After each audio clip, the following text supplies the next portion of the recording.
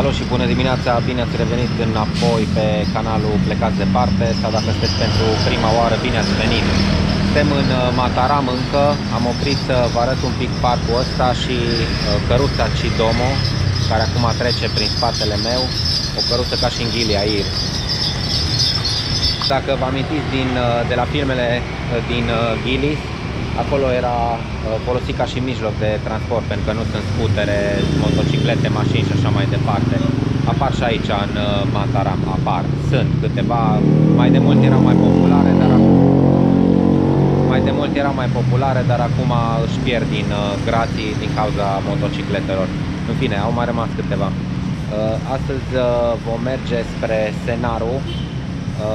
Nu o să mai stau mult în Mataram, în sensul că îmi fac un pres drum prin Mataram pentru a ieși în direcția Senghigi, spre nord, și apoi mai departe Tanjung și zona Senaru, unde probabil că o să noptez. Dacă mai opresc, mai filmez, mai povestim, vedem. N-am încă idee ce denumire o să-i dau acestui film, dar putem să zicem un fel de road trip din Mataram către Senaru. În continuare revin cu informația că sunt impresionat pozitiv de calitatea drumurilor de aici din Mataram. Deci cel puțin până acum sunt foarte bune, toate pe care am fost, și pe drumuri secundare. Probabil numai aleile ultra secundare încă sunt pietruite sau cu gropi sau așa ceva. În rest, totul e asfaltat, marcat. Sunt indicatoare peste tot cu direcțiile pe care merge. Acum am venit de unde am stat la familia la care am stat în Mataram, care sunt undeva în extremitatea sudică a orașului. Am venit fără indicatoare și deja aproape de plajă, în Ampenan.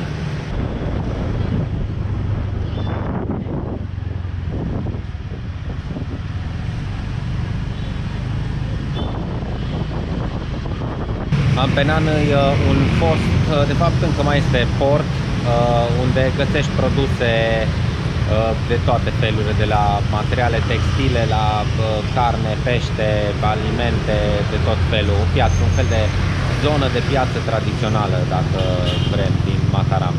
Dar, repet, eu sunt pe drum către altă direcție, nu o să apuc să zăbovesc foarte mult în Mataram. Poate la întoarcere de unde merg o să stăm mai mult și o să vedem și alte locuri din orașul ăsta.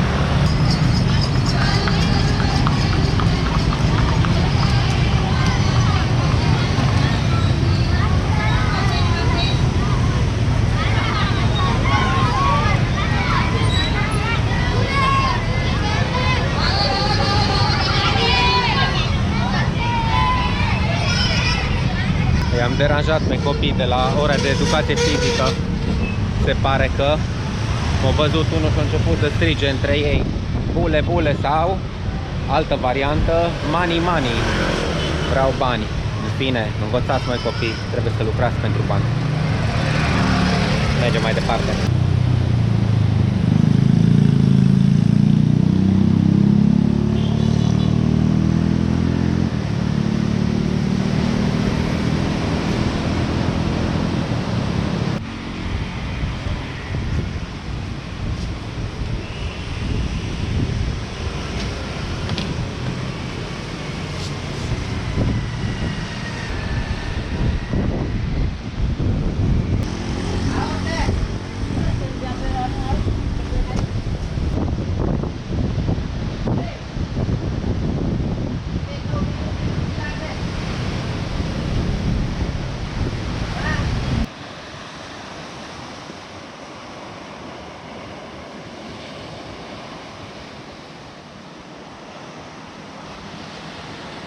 Aici jos în golful ăsta e stațiunea Senghigi.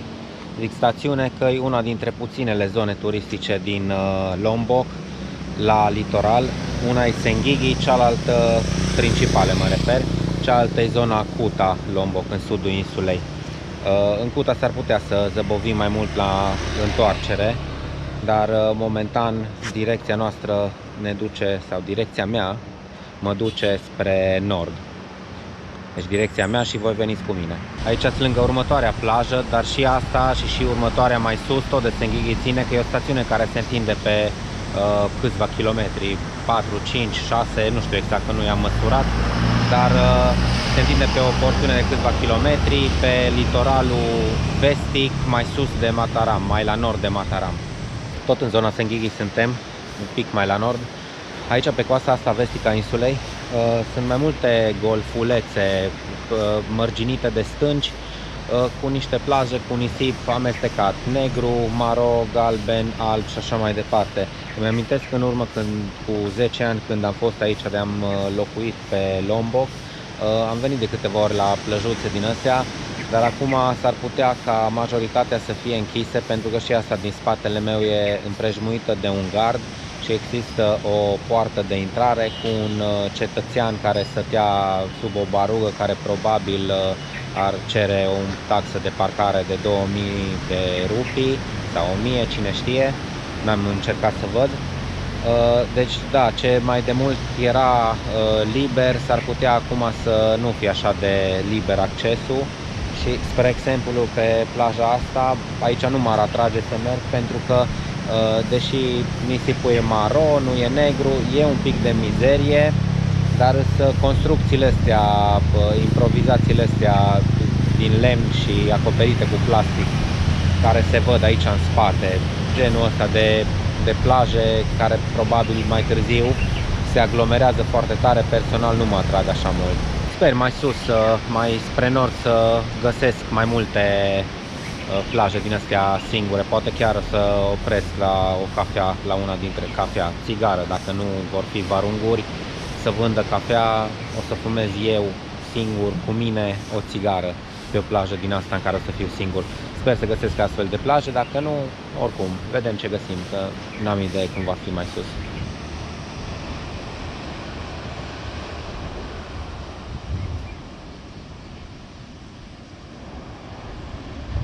Referitor la ce vorbeam mai devreme, asta din spate e una dintre plajele la care veneam, Setanghi. Acum vedeam că scrie pe un indicator plaja 3 Setanghi, deci probabil că sunt mai multe sau cel puțin mai multe intrări.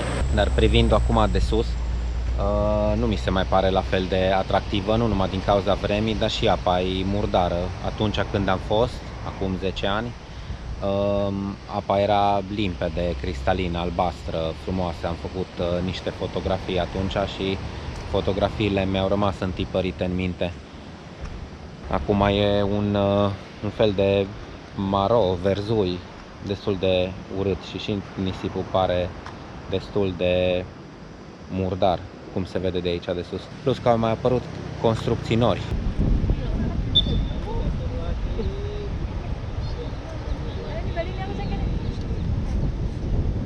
Mai în față sunt alte plaje și în spatele meu, acolo în depărtare, sper să se vadă ceva, se văd deja insulele Gili Travangan și Gili Meno, două dintre cele trei insule la care lumea îi spune popular Gilis. Gili Air nu se vede pentru că e dincolo de stâncile de acolo, dar cel puțin momentan, dacă vreți să o vedeți, puteți să dați click pe linkul care apare în colțul din dreapta sus. Am făcut de fapt mai multe filme acolo, puteți să vă uitați în istoricul canalului și o să le găsiți, filme de pe Gili Air.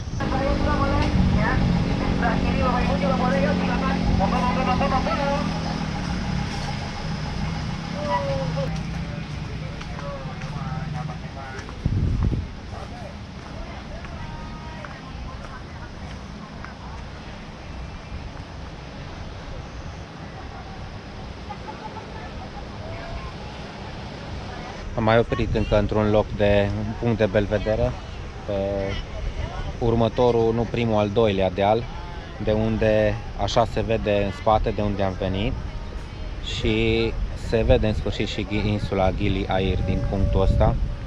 Merg un pic mai jos, aici e plin de turiști cu autocare veniți, de excursii serioase, sănătoase, nu glumă. Da, uite, de aici se vede. Gili Travangan, Gili Meno, Gili Air.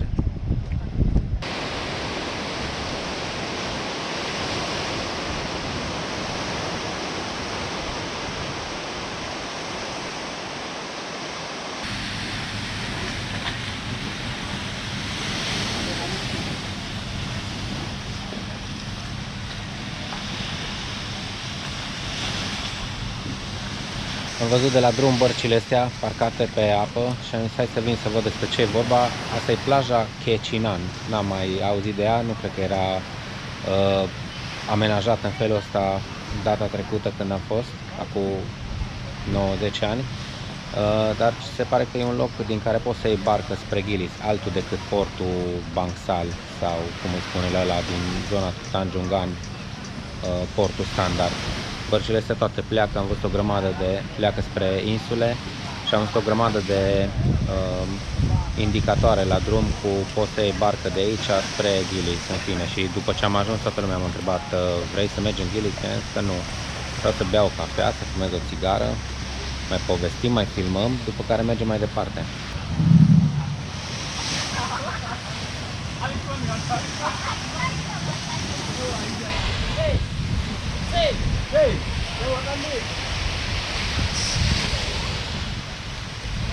Aici am văzut de la drum o zonă mai abandonată, mai infectă, să nu vă speriați.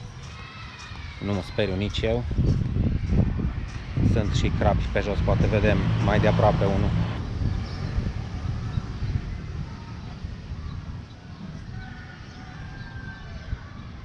S-ar putea când e mare să se ridice nivelul apei, să poată să iasă cu bărcile în larg. S-ar putea să fie efectiv abandonate.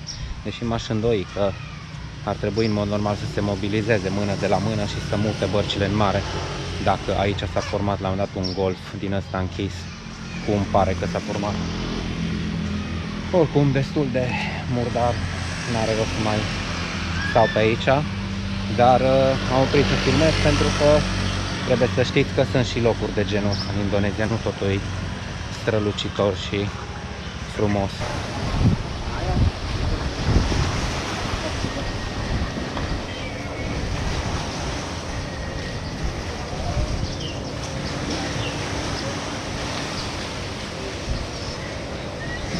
M-am abătut de la drum ca să vin scurt până în portul Bangsal să văd cum arată. Mai de mult nu era debarcaderul ăsta așa de robust construit cum e acum și merita să intru până aici numai să vedem turnul ăsta, cum scrie Desa Pemenang, ăsta e satul în care suntem. La portul ăsta zice fie Pemenang sau Bangsal și jos scrie războiul drogurilor. Da, ce să spun, adică toată poliția aici e coruptă, e paradisul drogurilor pe Gilis și aici scrie războiul drogurilor, se luptă cu drogurile. Tipic indonezian, pe hârtie, dar în realitate mai nimic.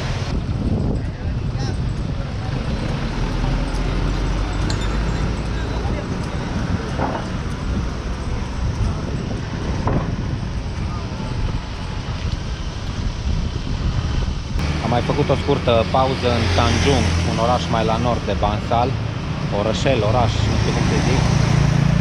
Vedeam multe ruine, probabil rămase din urma cutremurului din 2015 sau când a fost.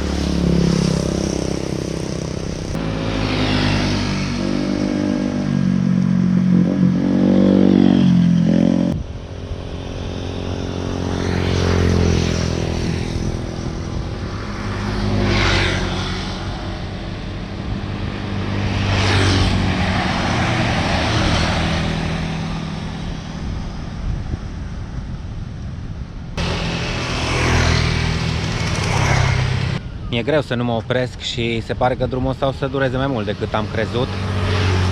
Pentru că tot văd locuri interesante.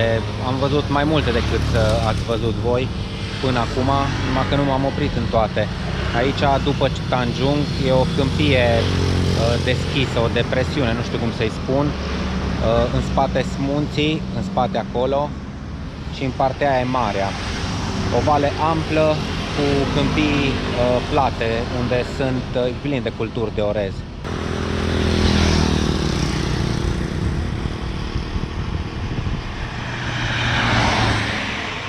început să nu mai fie la fel de bun și în multe locuri sunt porțiuni cum e șasa din față, unde s-au scurs apele în urma ploilor din ultimele zile și au făcut bălți pe drum sau au adus aluviuni. Acum văd că e și un excavator acolo mai în față care eliberează un fel de șanț pe marginea drumului.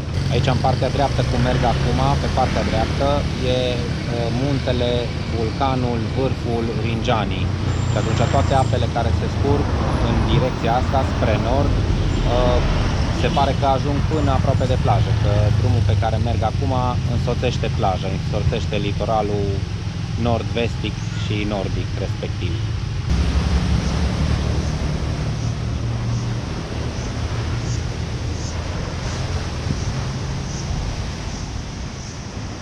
S-a terminat cu vremurile bune și toalete cu vas de WC-ul.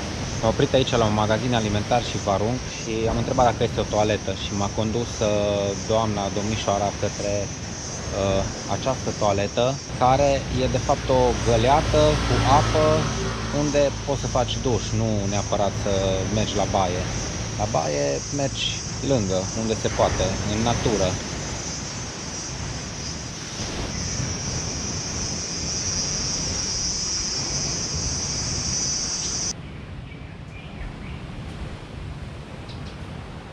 M-am oprit aici pentru că acum adineauri în mers s-a lovit ceva insectă de mine și cred că era ceva fel de viespe, m-a înțepat un pic și am zis hai să verific totuși despre ce e vorba.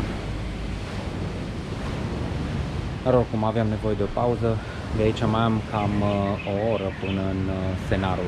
Cum mă tot opresc, s-ar putea să dureze mai mult de o oră pentru mine de fapt.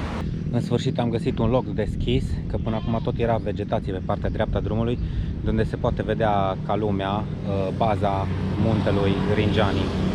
Vârful e în nori acum, deci nu se poate vedea, dar ca să vă faceți o idee cam cât de mare e vulcanul, cam de la Senghigi noi tot ocolim vulcanul. Acum am ajuns în nord și Senaru e undeva o urcare înspre poalele muntelui. Deci e o zonă muntoasă, Senaru. Văd că un pic se limpezește mai tare cerul, se vede acum vârful Rinjani.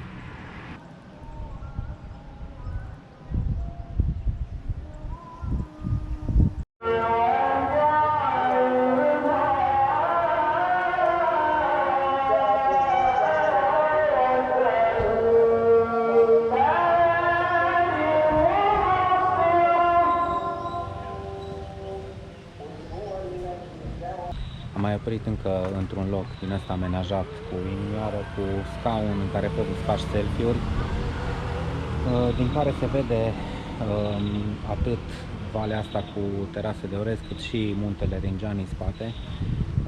Noroc că suntem în Lombok, că aici nu mi-a cerut bani să vin până aici să filmez un pic. Senaru practic se află, acolo sunt doi oarecum versanți. De fapt, printre ei trece o vale prin care probabil la o erupție puternică s-a scurs lava. Pe partea asta e masivul, să zicem, pe care noi o să urcăm, nu știu exact până unde, până la Senaru, și în partea cealaltă, dincolo de valea respectivă, e vârful Rinjani. Ăla, în mod normal, nu putem să-l vizităm acum pentru că e închisă Parcul Național. Sus e un lac, deci e un crater imens, o calderă, ca și la lacul Batur, doar că acum e închisă. În doar câteva zile s-a văzut vârful, se pare că azi am noroc că se vede. Închisă din cauza vremii.